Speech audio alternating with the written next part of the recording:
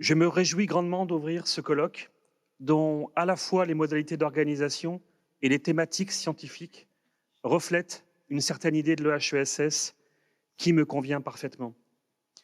L'organisation tout d'abord. Ce colloque en dit beaucoup sur la défense d'une recherche située dans notre établissement qui n'exclut pas le monde extérieur, mais qui au contraire l'intègre dans l'organisation même de la présentation des travaux de recherche. Nous ne travaillons jamais dans une tour d'ivoire et surtout pas à l'EHESS. Les fracas du monde, et nous savons malheureusement qu'ils sont nombreux depuis quelques années, ont toujours modifié le cours des sciences sociales et nos questionnements de recherche.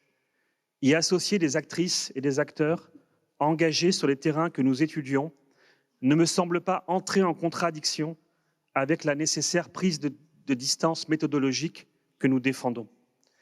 Elle nous invite au contraire à un positionnement méthodique, patient, froid, situé, bref, à une réflexivité assumée et nécessaire pour éviter toutes les falsifications historiques dont malheureusement nous observons l'inquiétant retour dans le contexte de résurgence des populismes en Europe.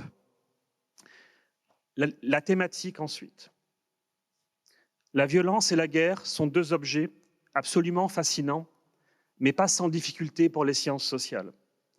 Comment penser ce qui entre en contradiction avec ce que nous sommes, ce que nous défendons? La violence sauvage, brutale, irrationnelle ont conduit la recherche, ici et ailleurs, à prendre conscience de leurs limites interprétatives et descriptives. Comment dire, comment écrire l'horreur, le mensonge, l'appétence pour la destruction? Les sciences sociales, bien souvent, ont plus de facilité à parler d'ordre, d'harmonie, qu'à décrire le désordre et la destruction.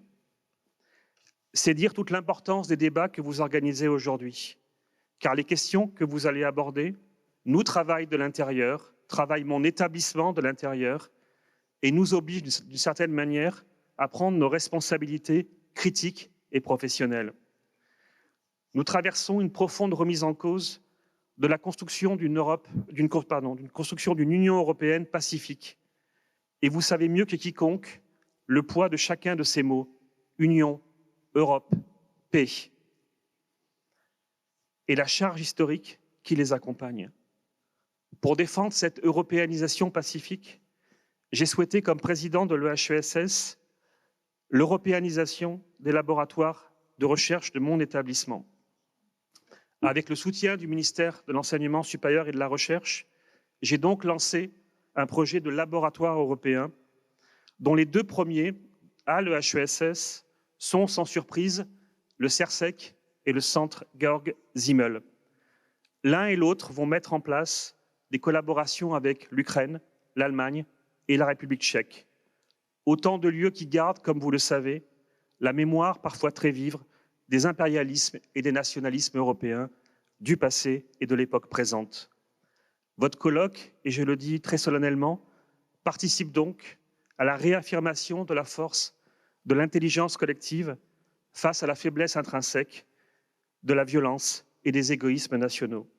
Je vous souhaite donc de très belles discussions et une très belle après-midi, et je remercie encore tous les organisateurs et les organisatrices de ce très beau colloque.